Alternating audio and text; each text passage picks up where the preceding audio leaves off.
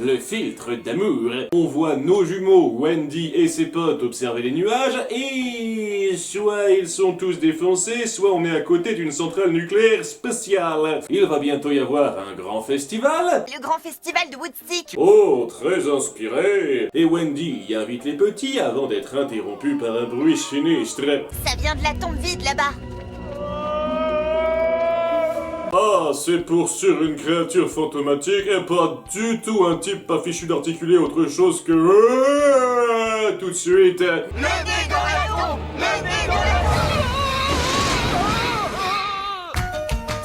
Vous nous faites même le suspense pré-générique pour ça? Ouh, vous me tenez vraiment en haleine, je suis sûr que ça va être épique. Et un générique plus tard, on voit que c'est Emo Hipster. Ah, vous m'avez bien eu. Pourquoi m'a-t-elle quitté? Pourquoi? Il déprime donc de ne plus être avec son ex-chérie et Mabel le prend en pitié. Oh. Oh oui, le pauvre, qu'a-t-il bien pu faire pour mériter ça?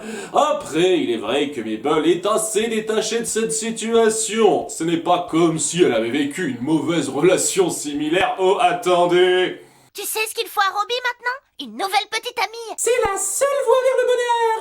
L'amour, c'est comme un chewing-gum. Dès qu'il n'a plus assez de goût, trouve-en un autre à te mettre sous la dent. On voit que tu sais de quoi tu parles. Mabel, ce n'est pas si facile. Mais si, quand on est la meilleure des entremetteuses. T'es sérieuse? Tu veux qu'on reparle de ton palmarès? Elle s'attribue même le mérite pour la relation amoureuse de Mousse alors qu'elle n'y est quasiment pour rien. Une nombriliste qui se voile la face et s'immisce dans la vie de tout le monde. Tellement de raisons de l'adorer. Elle vient donc sonner à sa porte. Je sens que ça va être intense. Hein? Bonjour, bonjour. Qu'il est bon d'être en vie. Alors pourquoi cette sonnerie? Il dit tout le temps qu'on est trop joyeux pour être des croque-morts. Ah, c'est pour assortir avec votre métier. Je devrais peut-être changer ma sonnerie en Nyan Cat. J'avoue que le contraste entre leur ton enjoué et la mort dans leur quotidien est assez cocasse. Tu sais qui pourrait porter ce genre de pull? La dépouille de Madame Gravelson. Oui, absolument, chérie. À quand le crossover avec la famille Adams? Mabel vient donc aborder des primo-hipsters pour jouer les courriers du cœur. Je te garantis que je vais trouver ton grand amour gratuit et sans engagement. Oh, avec toi, on s'engage toujours dans quelque chose. Ah, si je te dis oui, tu sortiras de ma chambre. On la voit alors envisager tous les partis possibles, et je dis bien tous. L'ours multitête. On dit multi-ours, s'il te plaît.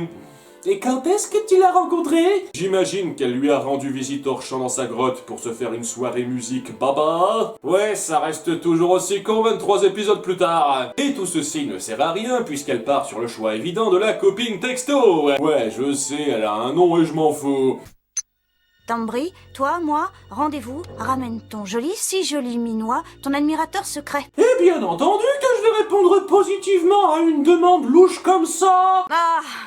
Robbie, c'est toi mon admirateur secret? Tambri? Oh, génial. Oh surprise, ça ne se goupille pas super bien. Mais je peux avoir des frites au fromage à emporter? Quoi?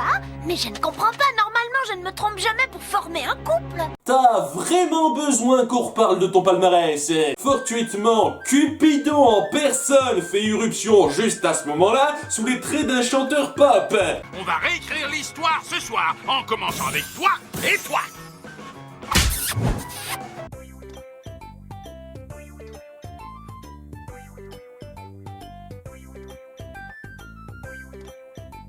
Excusez-moi, timing! Foutage de gueule! Est-ce qu'il y a une charte obésité à respecter chez Disney dans leur représentation du chérubin Manitou? Aujourd'hui, Internet fait plus ou moins mon travail, alors j'ai le temps de me consacrer à ma carrière de rocker. Boum, cassette. Boum, pour toi. Oh, eh bien, c'est très gentil. C'est très sympa à faire devant le mec en question!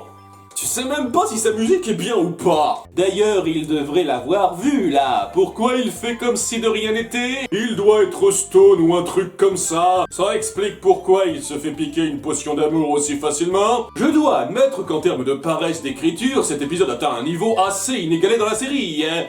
Et la barre était déjà plutôt haute. Ainsi, notre héroïne, toujours aussi charmante, force le couple à tomber amoureux. Oh.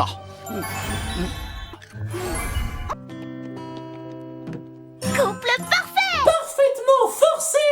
Mais la nouvelle tord le groupe de potes. Je savais qu'elle me plaisait. Comment a-t-il osé me faire ça?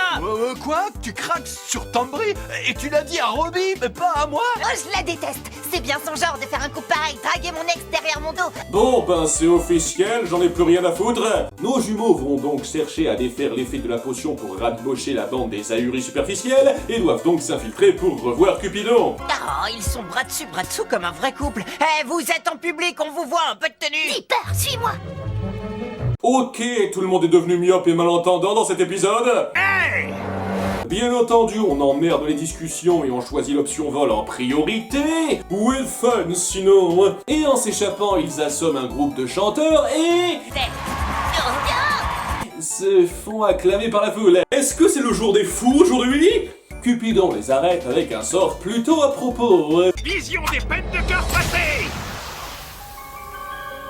On est revenu, Mabel. Tiens, c'est bizarre que Dipper ne voit pas Wendy là. Mais au même moment, Stan a fini de faire construire une montgolfière géante. Ouais, c'était ça la sous-intrigue. Et elle se détraque pour atterrir pile poil sur notre chérubin. Ah bah ça tombe bien, dites-moi. J'aurais pu en faire un compteur dans cet épisode. Haha, bien fait pour sa gueule, lui qui n'a rien fait de mal. Mabel s'apprête donc à défaire le sort, mais se rétracte en voyant Emo romantique tout heureux. Dipper, peut-être qu'on ne devrait pas faire ça. C'est vrai, chaque fois qu'on a voulu changer le destin des gens, ça n'a fait qu'empirer les choses. Justement, tu t'apprêtais à défaire un petit changement. Je me suis rendu compte qu'être idiote, c'est super. Et la bande finit par se réconcilier en voyant le faire-valoir s'en prendre plein la gueule. Thompson, Thompson, Thompson, Thompson, Thompson. Ha ha! Vous êtes des merdes. Cet épisode est remarquablement inepte au sein de cette série. Bon, j'ai apprécié le délire autour des parents de Robbie. Je salue la tentative audacieuse de développer un personnage assez détesté des fans plutôt que de le laisser pourrir dans son coin. Mais c'est très mal exécuté. Ça regorge de facilité scénaristique grossière à un niveau jamais atteint dans Gravity Falls et de mise en scène foireuse. Ce qui rend non seulement l'intrigue forcée, mais aussi les personnages sans saveur, tant leurs décisions sont dictées par un besoin paresseux d'amener la trame, et leur développement et conséquences sont totalement survolés. La pire à cet égard étant Mabel, qui devient exceptionnellement antipathique dans sa puérilité et n'en tire aucune réelle leçon. Je croyais que vous l'aviez fait évoluer, les gars! Heureusement que le niveau remonte drastiquement dans ce qui arrive, sinon ça m'aurait fait regretter mes paroles au début de cette saison, hein. A couple of livestock living their lives stuck together in harmony. A pig and a goat showing the world that a pig and a goat can be family. Love so strong, love so big, such a beautiful goat and a pig pounding. J'ai même pas envie de voir s'il y a du hentai entre ces deux-là.